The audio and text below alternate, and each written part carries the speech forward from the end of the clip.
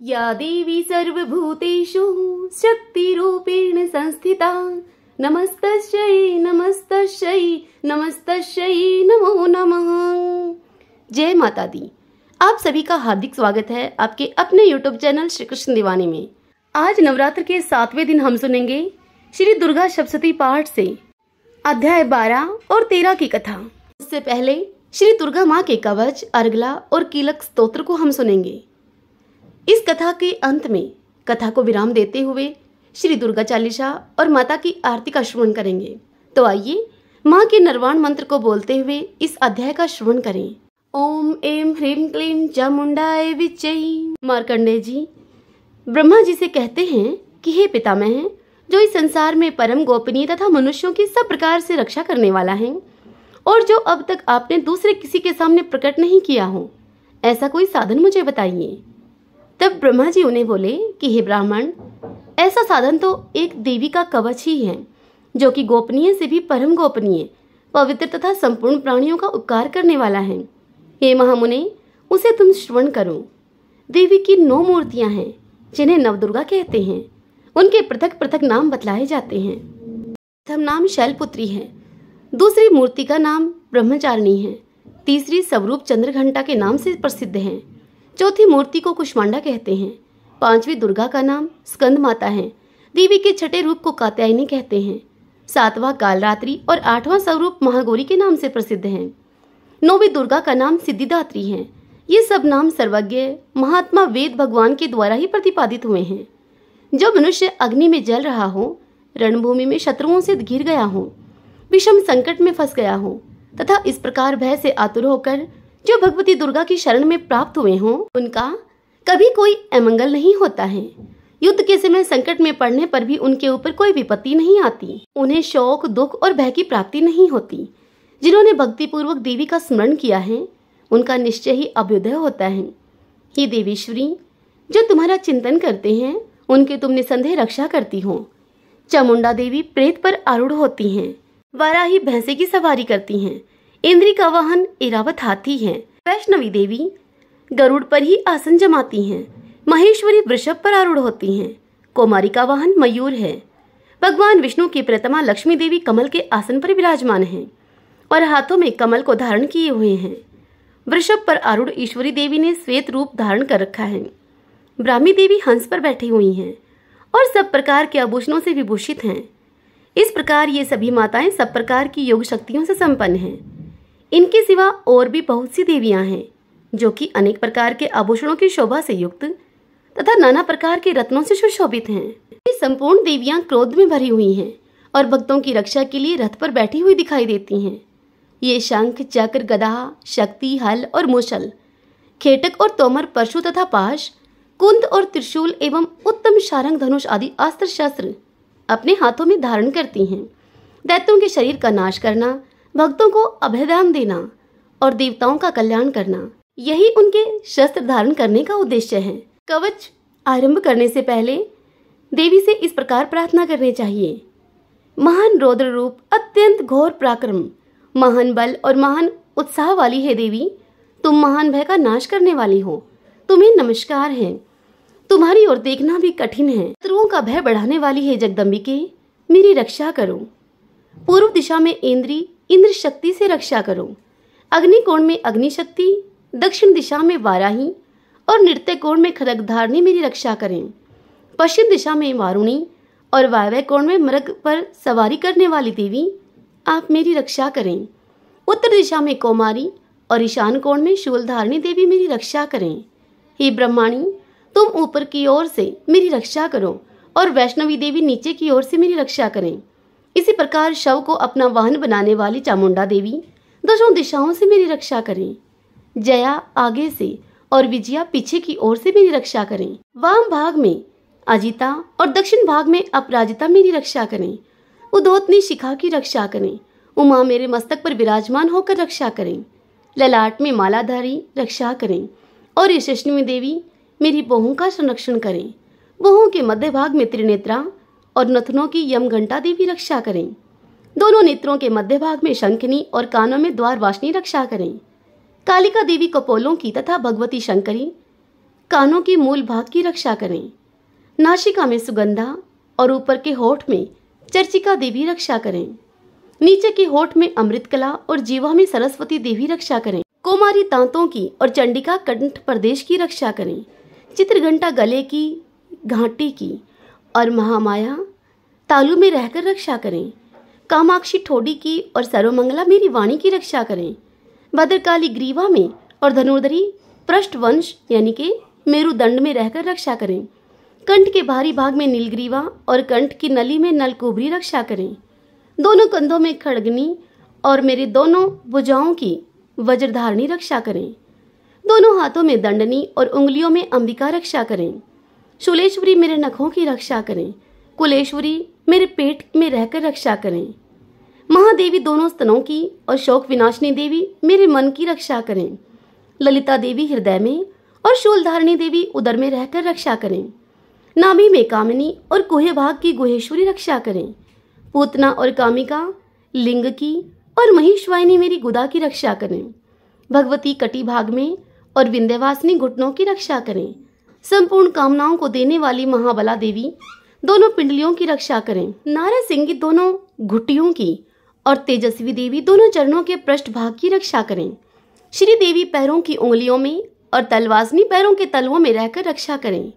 अपनी दाढ़ों के कारण भयंकर दिखाई देने वाली द्रंष्ट्रा कराली देवी नखों की और उद्रव केशुनी देवी मेरे केशों की रक्षा करें। रोमावलियों के छिद्रों में कोवेरी और त्वचा की वागेश्वरी देवी रक्षा करें। पार्वती देवी रक्त, मज्जा, वसा, मांस, हड्डी और मेद की रक्षा करें। आंतों की कालरात्रि और पित्त की मुक्टेश्वरी रक्षा करें। मूलाधार आदि कमल कोशों में पद्मावती देवी और कफ में चूड़ामणि देवी स्थित होकर रक्षा करें। नख के तेज की ज्वालामुखी रक्षा करें, जिसका किसी भी अस्त्र से भेदन नहीं हो सकता। वह अभेदा देवी शरीर के समस्त संधियों में रहकर रक्षा करें। हे ब्रह्माणी, आप मेरे वीर्य की रक्षा करें। छत्रेश्वरी छाया की तथा धर्मचारिणी देवी मेरे अहंकार, मन और बुद्धि की रक्षा करें। हाथ में वज्र को धारण करने वाली वज्रहस्ता देवी मेरे प्राण, अपान, व्यान, उदान और समान वायु की रक्षा करें। कल्याण से शोभित होने वाली भगवती कल्याण शोभना मेरे प्राण की रक्षा करें। रस, रूप, गंध, शब्द और स्पर्श इन विषयों का अनुभव करते समय योगिनी देवी रक्षा करें तथा सत्वगुण, रजोगुण और तमोगुण की रक्षा सदा नारायणी देवी करें। वाराही आयु की रक्षा करें। वैष्णवी धर्म की रक्षा करें और चक्रणी यानी कि चक्र को धारण करने वाली देवी यश, कीर्ति, लक्ष्मी, धन और विद्या की रक्षा करें। हे इंद्राणी, आप मेरे गोत्र की रक्षा करें। हे चंडिके, तुम मेरे पशुओं की रक्षा करो। महालक्ष्मी, मेरे पुत्रों की रक्षा करो और भैरवी मेरी पत्नी की रक्षा करें। मेरे पथ की सुपथा और मार्ग की क्षेमकरी रक्षा करें। राजा के दरबार में महालक्ष्मी रक्षा करें और सब और व्याप्त रहने वाली विजया देवी संपूर्ण भयों से, संपूर्ण डरों से मेरी रक्षा करें। हे देवी, जो स्थान कवच में नहीं कहा गया है अतएव रक्षा से रहित है, वह सब तुम्हारे द्वारा सुरक्षित हो, क्योंकि तुम विजयशालिनी हो और पापनाशनी हो। यदि अपने शरीर का भला चाहे तो मनुष्य बिना कवच के कहीं एक पग भी न जाए। कवच का पाठ करके ही यात्रा करे। कवच के द्वारा सब ओर से सुरक्षित मनुष्य जहां जहां भी जाता है वहां वहां उसे धन लाभ होता है तथा संपूर्ण कामनाओं की सिद्धि करने वाली विजय की प्राप्ति होती है। वह जिस जिस अभीष्ट वस्तु का चिंतन करता है उसको निश्चय ही वह प्राप्त कर लेता है। वह पुरुष इस पृथ्वी पर तुलना रहित महान ऐश्वर्य का भागी होता है। कवच से सुरक्षित मनुष्य निर्भय हो जाता है। युद्ध में उसकी पराजय नहीं होती तथा वह तीनों लोकों में पूजनीय होता है। देवी का यह कवच देवताओं के लिए भी दुर्लभ है। जो प्रतिदिन नियम पूर्वक तीनों संध्याओं के समय श्रद्धा के साथ इसका पाठ करता है उसे दैवी कला प्राप्त होती है तथा वह तीनों लोकों में कहीं भी पराजित नहीं होता। इतना ही नहीं, वह अपमृत्यु से रहित होकर 100 वर्षों से भी अधिक जीवित रहता है। मकरी, चेचक और कोढ़ आदि उसकी संपूर्ण व्याधियां नष्ट हो जाती हैं। कनेर, भांग, अफीम, धतूरे आदि का स्थावर विष, सांप और बिच्छू आदि के काटने से चढ़ा हुआ जंगम विष तथा अहिफेन और तेल के संयोग आदि से बनने वाला कृत्रिम विष, ये सभी प्रकार के विष दूर हो जाते हैं। उनका कोई असर नहीं होता उस पर। इस पृथ्वी पर मारण मोहन आदि जितने भी अभिचारिक प्रयोग होते हैं तथा इस प्रकार के जितने भी यंत्र मंत्र होते हैं, वे सब इस कवच को हृदय में धारण कर लेने पर उस मनुष्य को देखते ही नष्ट हो जाते हैं। ये ही नहीं, पृथ्वी पर विचरण करने वाले ग्राम देवता, आकाशचारी देव विशेष, जल के संबंध से प्रकट होने वाले गण, उपदेश मात्र से सिद्ध होने वाले निम्न कोटि के देवता, अपने जन्म के साथ प्रकट होने वाले देवता, कुल देवता, माला, डाकिनी, शाकिनी, अंतरिक्ष में विचरण करने वाली अत्यंत बलवती भयानक डाकनियां, ग्रह, भूत, पिशाच, यक्ष, गंधर्व, राक्षस, ब्रह्म राक्षस, बेताल, कुष्मांड और भैरव आदि अनिष्ट कारक देवता भी हृदय में कवच धारण किए रहने पर उस मनुष्य को देखते ही भाग जाते हैं। कवचधारी पुरुष को राजा से सम्मान की वृद्धि प्राप्त होती है। यह कवच मनुष्य के तेज की वृद्धि को करने वाला है और अति उत्तम है। कवच का पाठ करने वाला पुरुष अपनी कीर्ति से विभूषित भूतल पर अपने सुयश के साथ साथ वृद्धि को प्राप्त होता है। जो पहले कवच का पाठ करके उसके बाद सप्तशती चंडी का पाठ करता है, उसकी जब तक वन, पर्वत और कानों सहित यह पृथ्वी टिकी रहती है, जब तक उसकी यहाँ पुत्र पौत्र आदि संतान परंपरा बनी रहती है, फिर देह का अंत होने पर वह पुरुष भगवती महामाया के प्रसाद से उस नित्य परम पद को प्राप्त होता है, जो कि देवताओं के लिए भी बड़ा दुर्लभ है। वह सुंदर दिव्य रूप धारण करता है और कल्याण में शिव के साथ आनंद का भागी होता है। ओम नमः चंडिकाय। मार्कंडेय जी कहते हैं, जयंती, मंगला, काली, भद्रकाली, कपालिनी, दुर्गा, क्षमा, शिवा, धात्री, स्वाहा और स्वधा इन नामों से प्रसिद्ध है जगदम्बिके, तुम्हें मेरा नमस्कार हो। हे देवी चामुंडे, तुम्हारी जय हो। संपूर्ण प्राणियों की पीड़ा हरने वाली है देवी, तुम्हारी जय हो। सब में व्याप्त रहने वाली है देवी, तुम्हारी जय हो। कालरात्रि, तुम्हें नमस्कार हो। मधु और कैटब को मारने वाली तथा ब्रह्मा जी को वरदान देने वाली है देवी, तुम्हें नमस्कार है। तुम मुझे रूप यानी के आत्म स्वरूप का ज्ञान दो। जय यानी मोह पर विजय दो। यश अर्थात मोह विजय तथा ज्ञान प्राप्ति रूप यश दो। और काम क्रोध आदि शत्रुओं का नाश करो। महिषासुर का नाश करने वाली तथा भक्तों को सुख देने वाली है देवी, तुम्हें मेरा नमस्कार है। तुम रूप दो, जय दो, यश दो और काम क्रोध आदि शत्रुओं का नाश करो।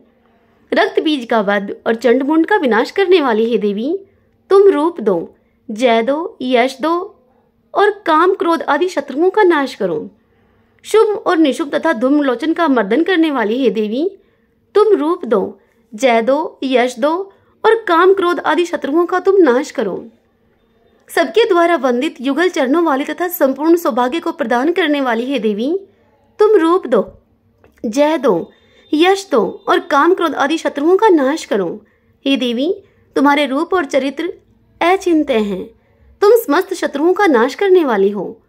रूप दो, जय दो, यश दो और काम क्रोध आदि शत्रुओं का तुम नाश करो। पापों को दूर करने वाली है चंडिके, जो भक्ति पूर्वक तुम्हारे चरणों में सर्वदा मस्तक झुकाते हैं, उन्हें तुम रूप दो, जय दो, यश दो और उनके काम क्रोध आदि शत्रुओं का नाश करो। पापों को दूर करने वाली है चंडिके, जो भक्ति पूर्वक तुम्हारे चरणों में सर्वदा मस्तक झुकाते हैं, उन्हें रूप दो, जय दो, यश दो और उनके काम क्रोध आदि शत्रुओं का नाश करो। रोगों का नाश करने वाली है चंडिके, जो भक्ति पूर्वक तुम्हारी स्तुति करते हैं, उन्हें रूप दो, जय दो, यश दो और उनके काम क्रोध आदि शत्रुओं का नाश करो।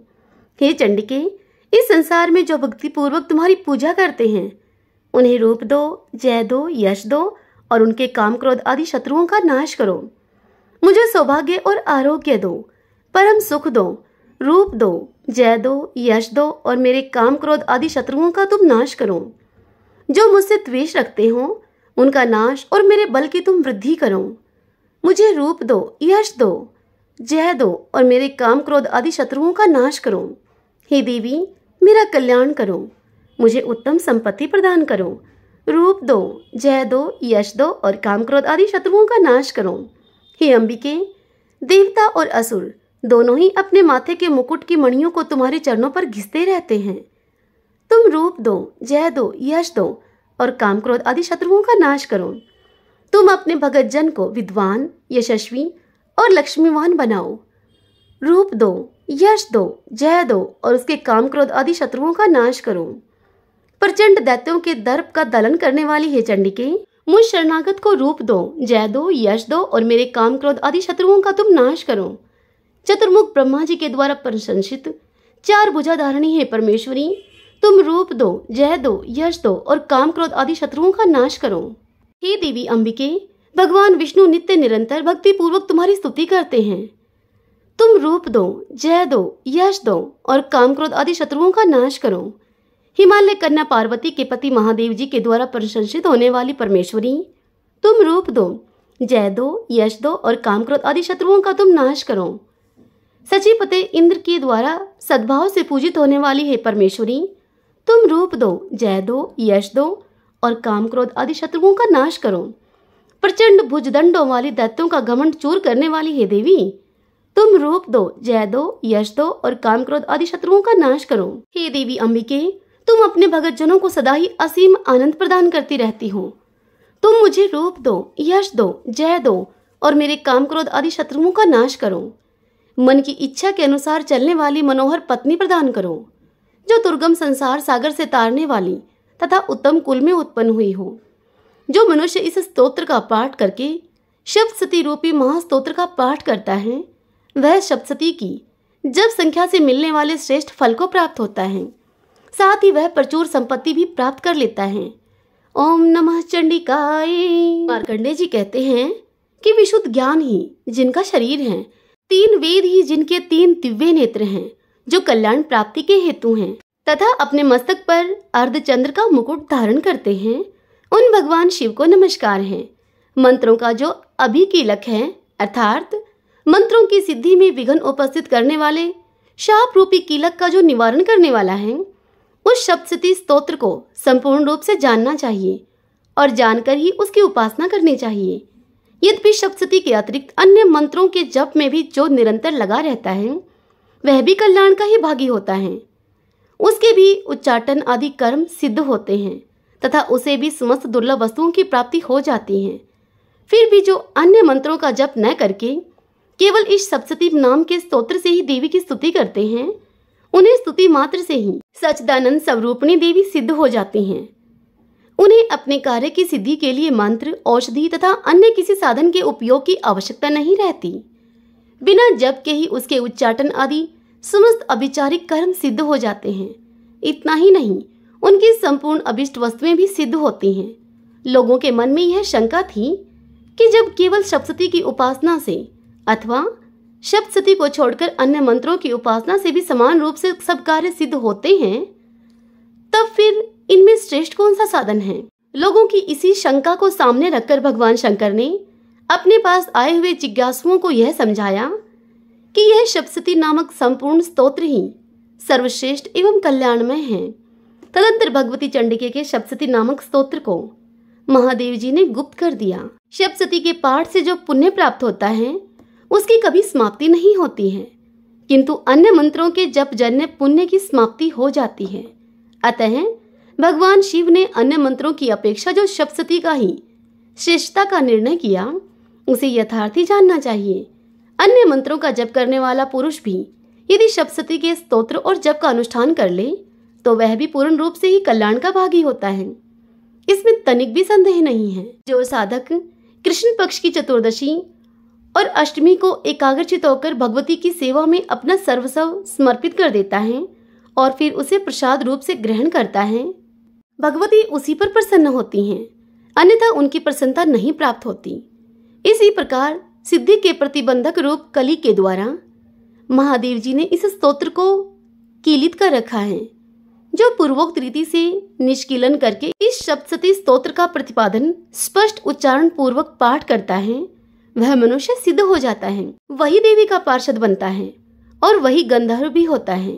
सर्वत्र विचरते रहने पर भी इस संसार में उसे कहीं भी भय नहीं होता। वह अपमृत्यु के वश में नहीं पड़ता और देह त्यागने के अनंतर मोक्ष को प्राप्त कर लेता है। अतः कीलन को जानकर उसका परिहार करके ही सप्तशती का पाठ आरंभ करें। जो ऐसा नहीं करता उसका नाश हो जाता है। इसलिए कीलक और निष्कीलन का ज्ञान प्राप्त करने पर ही यह स्तोत्र निर्दोष होता है और विद्वान पुरुष इस निर्दोष स्तोत्र का ही पाठ आरंभ करते हैं। स्त्रियों में जो कुछ भी सौभाग्य आदि दृष्टिगोचर होता है वह सब देवी के प्रसाद का ही फल है। अतः इस कल्याण में स्तोत्र का सदा ही जप करना चाहिए। इस स्तोत्र का मंद स्वर से पाठ करने पर स्वलभ फल की प्राप्ति होती है और उच्च स्वर से पाठ करने पर पूर्ण फल की सिद्धि होती है। अतः उच्च स्वर से ही इसका पाठ करना आरंभ करना चाहिए। जिनके प्रसाद से ऐश्वर्य, सौभाग्य, आरोग्य, संपत्ति, शत्रुनाश तथा परम मोक्ष की भी सिद्धि होती है, उन कल्याणमयी जगदम्बा की स्तुति मनुष्य क्यों नहीं करते। ओम नमः चंडिकाय। आइए अब हम श्री दुर्गा सप्तशती पाठ के आज के अध्याय 12 और 13 की कथा का श्रवण करें। ओम नमः चंडिकाय। मैं 3 नेत्रों वाली दुर्गा देवी का ध्यान करता हूँ। उनके श्री अंगों की प्रभा बिजली के समान है। वे सिंह के कंधे पर बैठी हुई भयंकर प्रतीत होती हैं। हाथ में तलवार और ढाल लिए हुए अनेक कन्याएं उनकी सेवा में खड़ी हैं। वे अपने हाथों में चक्र, गदा, तलवार, ढाल, बाण, धनुष, पाश और तर्जनी मुद्रा धारण किए हुए हैं। उनका स्वरूप अग्निमय है तथा वे माथे पर चंद्रमा का मुकुट धारण करती हैं। यह स्तुति सुनकर देवी बोली कि हे देवताओं, जो एकाग्रचित होकर प्रतिदिन इन स्तुतियों से मेरा सत्वन करेगा, उसकी सभी बाधाएं मैं निश्चय ही दूर कर दूंगी। जो मधु कैटभ का नाश, महिषासुर का वध तथा शुंभ निशुंभ के संहार के प्रसंग का पाठ करेंगे तथा अष्टमी, चतुर्दशी और नवमी को भी जो एकाग्रचित मन से भक्ति पूर्वक मेरे उत्तम महात्म्य का श्रवण करेंगे, उन्हें कोई पाप नहीं छू सकेगा। उन पर पाप जनित आपत्तियां भी नहीं आएंगी। उनके घर में कभी भी दरिद्रता नहीं होगी और उनको कभी भी प्रेमी जनों के विछोह का कष्ट भी नहीं भोगना पड़ेगा। और इतना ही नहीं, उन्हें शत्रु से, लुटेरों से, राजा से, शस्त्र से, अग्नि से और जल की राशि से भी कभी भी भय नहीं होगा। इसलिए सबको एकाग्रचित होकर भक्ति पूर्वक मेरे इस महात्म्य को सदा ही पढ़ना और सुनना चाहिए। यह परम कल्याणकारक है। मेरा महात्म्य महामारी जनित समस्त उपद्रवों तथा आध्यात्मिक आदि तीनों प्रकार के उत्पातों को शांत करने वाला है। मेरे जिस मंदिर में प्रतिदिन विधि पूर्वक मेरे इस महात्म्य का पाठ किया जाता है, उस स्थान को मैं कभी नहीं छोड़ती। वहां पर मेरा सदा ही सन्निधान बना रहता है। बलिदान, पूजा, होम और महोत्सव के अवसरों पर मेरे इस चरित्र का पूरा पाठ और श्रवण करना चाहिए। ऐसा करने पर मनुष्य विधि को जानकर या बिना जाने भी मेरे लिए जो बलि, पूजा या होम आदि करेगा, उसे मैं बड़ी प्रसन्नता के साथ ग्रहण करूंगी। शरद काल में जो वार्षिक महापूजा की जाती है, उस अवसर पर जो मेरे इस महात्म्य को भक्ति पूर्वक सुनेगा, वह मनुष्य मेरे प्रसाद से सभी बाधाओं से मुक्त तथा धन, धान्य एवं पुत्र से संपन्न होगा। इसमें तनिक भी संदेह नहीं है। मेरे इस महात्म्य, मेरे प्रादुर्भाव की सुंदर कथाएं तथा युद्ध में किए हुए मेरे पराक्रम को सुनने से मनुष्य निर्भय हो जाता है। मेरे महात्म्य का श्रवण करने वाले पुरुषों के शत्रु नष्ट हो जाते हैं। उन्हें कल्याण की प्राप्ति होती है तथा उनका कुल आनंदित रहता है। सर्वत्र शांति, कर्म में बुरे स्वप्न दिखाई देने पर तथा ग्रह जनित भयंकर पीड़ा उपस्थित होने पर मेरा महात्म्य श्रवण करना चाहिए। इससे सब विघ्न तथा भयंकर ग्रह पीड़ाएं शांत हो जाती हैं और मनुष्यों के द्वारा देखा गया दुःस्वप्न शुभ स्वप्न में परिवर्तित हो जाता है। बाल ग्रहों से आक्रांत हुए बालकों के लिए यह महात्म्य शांतिकारक है तथा मनुष्यों के संगठन में फूट होने पर यह अच्छी प्रकार नाश कराने वाला है। इसके पाठ मात्र से राक्षसों, भूतों और पिशाचों का नाश हो जाता है। मेरा यह सब महात्म्य मेरे सामीप्य की प्राप्ति कराने वाला है। पशु, पुष्प, अर्घ्य, धूप, दीप, गंध आदि उत्तम सामग्रियों के द्वारा पूजन करने से, ब्राह्मणों को भोजन कराने से, होम करने से, प्रतिदिन अभिषेक करने से, नाना प्रकार के अन्य भोगों का अर्पण करने से और दान आदि से 1 वर्ष तक जो मेरी आराधना की जाती है और उससे मुझे जितनी प्रसन्नता होती है, उतनी प्रसन्नता मेरे इस उत्तम चरित्र का एक बार श्रवण करने मात्र से हो जाती है। मुझे यह महात्म्य श्रवण करने पर पापों को हर लेता है और आरोग्य को प्रदान करता है। मेरे प्रादुर्भाव का कीर्तन समस्त भूतों से रक्षा करता है तथा मेरा युद्ध विषयक चरित्र दुष्ट दैत्यों का संहार करने वाला है। इसके श्रवण करने पर मनुष्यों को शत्रु का भय नहीं रहता। हे देवताओं, तुमने और ब्रह्म ऋषियों ने जो मेरी स्तुतियां की हैं तथा ब्रह्मा जी ने जो स्तुतियां की हैं, वे सभी स्तुतियां कल्याणमयी बुद्धि को प्रदान करती हैं। वन में, सुने मार्ग में अथवा दावानल से गिर जाने पर, निर्जन स्थान में, लुटेरों के दाव में पड़ जाने पर या शत्रुओं से पकड़े जाने पर अथवा जंगल में सिंह, व्याघ्र या जंगली हाथियों के पीछा करने पर, कुपित राजा के आदेश से वध या बंधन के स्थानों में ले जाए जाने पर अथवा महासागर में नाव पर बैठने के बाद भारी तूफान से नाव के डगमग होने पर और अत्यंत भयंकर युद्ध में शस्त्रों का प्रहार होने पर अथवा वेदना से पीड़ित होने पर, किम बहुना सभी भयानक बाधाओं के उपस्थित होने पर जो मेरे इस चरित्र का स्मरण करता है, वह मनुष्य संकट से मुक्त हो जाता है। मेरे प्रभाव से सिंह आदि हिंसक जंतु नष्ट हो जाते हैं तथा लुटेरे और शत्रु भी मेरे चरित्र का स्मरण करने वाले पुरुष से दूर भागते हैं। ऋषि कहते हैं कि इस प्रकार यों कहकर प्रचंड पराक्रम वाली भगवती चंडिका सब देवताओं के देखते ही देखते वहीं पर अंतर्ध्यान हो गई। फिर समस्त देवता भी शत्रुओं के मारे जाने से निर्भय होकर अब पहले की ही भांति यज्ञ भाग का उपभोग करते हुए अपने अपने अधिकार का पालन करने लगे। संसार का विध्वंस करने वाले महाभयंकर अतुल पराक्रमी देवशत्रु शुंभ और महाबली निशुंभ, उनके युद्ध में देवी के द्वारा मारे जाने पर शेष दैत्य अब पाताल लोक में चले गए।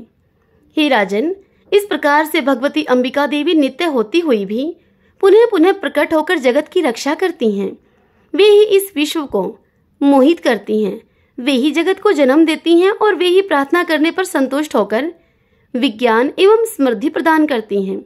हे राजन, महाप्रलय के समय महामारी का स्वरूप धारण करने वाली वे महाकाली ही इस समस्त ब्रह्मांड में व्याप्त हैं। वे ही समय समय पर महामारी होती हैं और वे ही स्वयं अजन्मा होती हुई भी सृष्टि के रूप में प्रकट होती हैं। वे सनातनी देवी ही समय के अनुसार संपूर्ण भूतों की रक्षा करती हैं। मनुष्य के अभ्युदय के समय वे ही घर में लक्ष्मी के रूप में स्थित होकर उन्नति प्रदान करती हैं और वे ही अभाव के समय दरिद्रता बनकर विनाश का कारण होती हैं। पुष्प, धूप और गंध आदि से पूजन करके उनकी स्तुति करने पर वे धन, पुत्र, धार्मिक बुद्धि तथा उत्तम गति को प्रदान करती हैं। जो उदयकाल के सूर्य मंडल की सी कांति धारण करने वाली हैं, जिनकी 4 भुजाएं और 3 नेत्र हैं तथा जो अपने हाथों में पाश, अंकुश, वर एवं अभय की मुद्रा को धारण किए रहती हैं, उन शिवा देवी का मैं ध्यान करता हूँ। ऋषि कहते हैं कि हे राजन, इस प्रकार मैंने तुमसे देवी के उत्तम महात्म्य का वर्णन किया। जो इस जगत को धारण करती हैं, उन देवी का ऐसा ही प्रभाव है।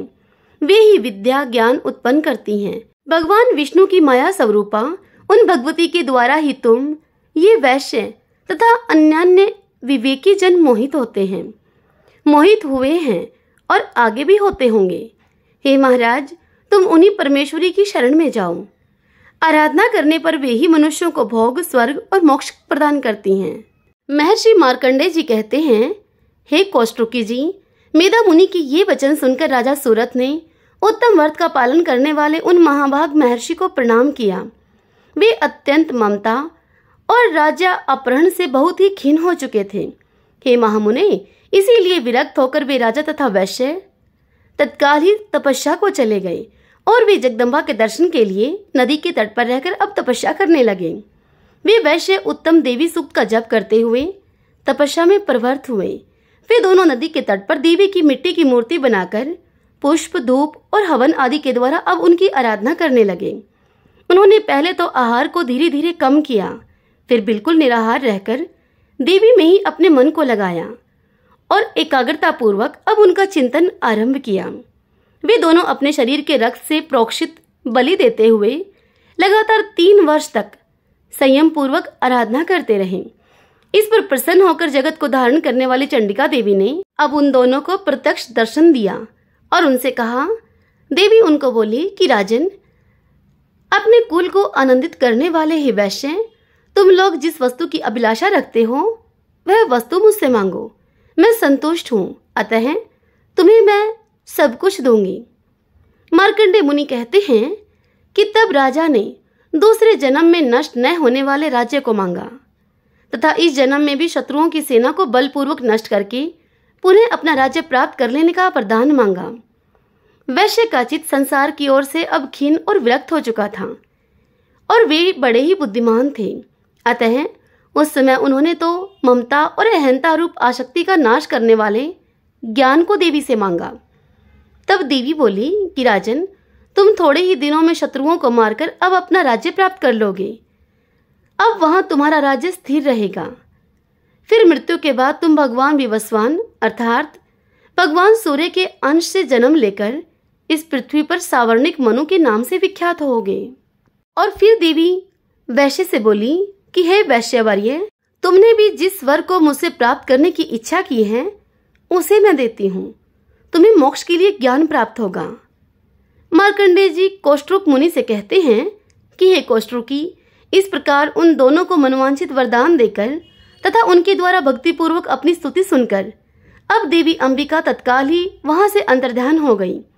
इस तरह देवी से वरदान पाकर क्षत्रियों में श्रेष्ठ सूरत सूर्य से जन्म लेकर अब सावर्णी नामक मनु होंगे।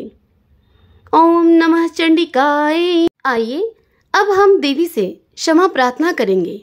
हे परमेश्वरी, मेरे द्वारा दिन रात सहस्त्रों अपराध होते रहते हैं। यह मेरा दास है, यो समझकर मेरे उन अपराधों को तुम कृपा पूर्वक क्षमा करो। हे परमेश्वरी, मैं आह्वान नहीं जानता हूँ, विसर्जन करना नहीं जानता हूँ तथा पूजा करने का ढंग भी नहीं जानता।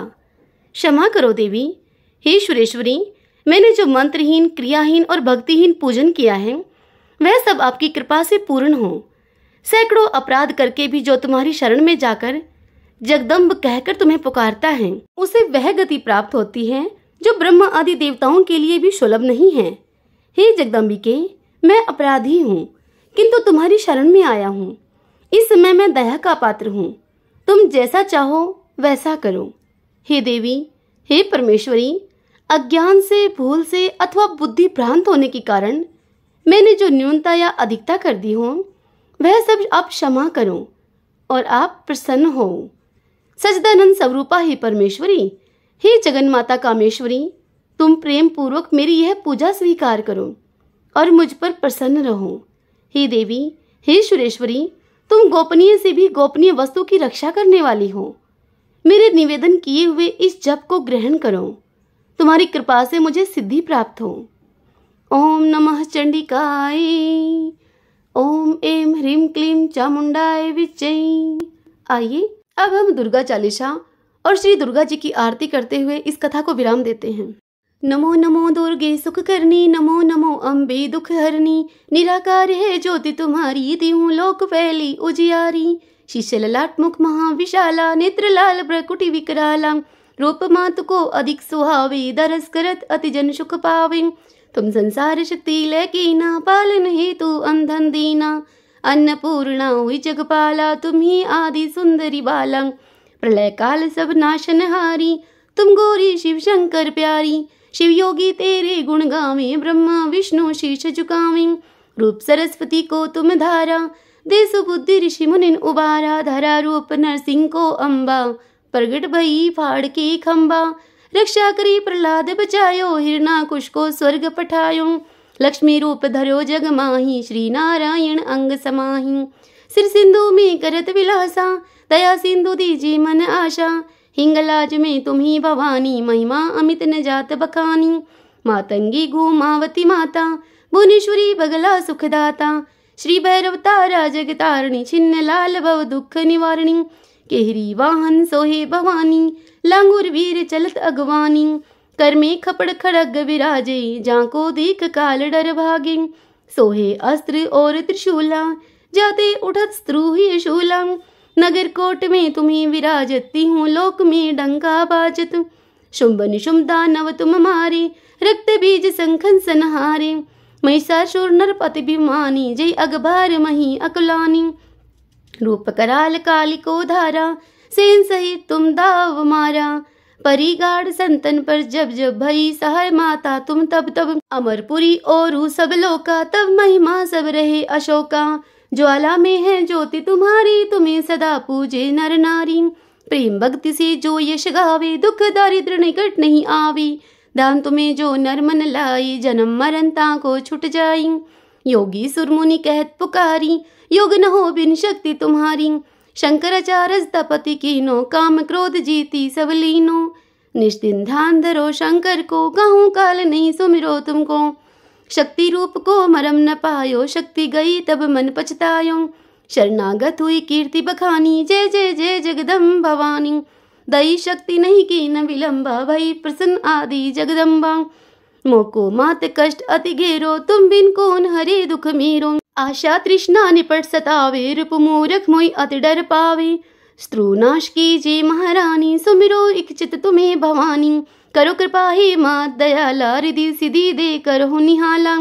जब लग जीऊं दया फल पाऊं, तुम रोज मैं सदा सुनाऊं। दुर्गा चालीसा जो कोई गावे, सब सुख भोग परम पद पावे। देवी दास शरण जानी, करो कृपा जगदम्ब भवानी। ओम नमः चंडिकाय। जय अम्बे गौरी मैया, जय श्यामा गौरी। तुमको निश दिन ध्यावत, मैया जी को निश दिन ध्यावत, हरि ब्रह्मा शिव जी। जय अम्बे गौरी। मांग सिंदूर विराजत, टीको मृग मद को। उज्ज्वल से दौ नैना, चंद्र वदननी को। जय अम्बे गौरी। कनक समान कलेवर, रक्तांबर राजे। रक्त पुष्प की माला, कंठन पर साजे। जय अम्बे गौरी। के हरि वाहन राजत, खड्ग खप्रधारी। सुर नर मुनि जन सेवत, तिनके दुख हारी। जय अम्बे गौरी। कानन कुंडल शोभित, नासगरे मोती। कोटिक चंद्र दिवाकर, राजत समज्योति। जय अम्बे गौरी। शुंभ निशुंभ बिडारी, महिषासुर घाती। धूम्र विलोचन नैना, निश दिन मदमाती। जय अम्बे गौरी। चंड मुंड संहारे, शोणित बीज हरे। मधु कैटभ दौ मारे, सुर बहीन करे। जय अम्बे गौरी। ब्रह्माणी रुद्राणी, तुम कमला रानी। आगम निगम बखानी, तुम शिव पट रानी। जय अम्बे गौरी। 64 योगिनी, मंगल गावत नृत्य करत भैरो। बाजत ताल मृदंगा, अरु बाजत डमरू। जय अम्बे गौरी। तुम ही जगत की माता, तुम ही हो भरता। भक्तन की दुख हरता, सुख संपत्ति करता। जय अम्बे गौरी। भुजाचार अति शोभित, वर मुद्राधारी। मन वांछित फल पावत, सेवत नर नारी। जय अम्बे गौरी।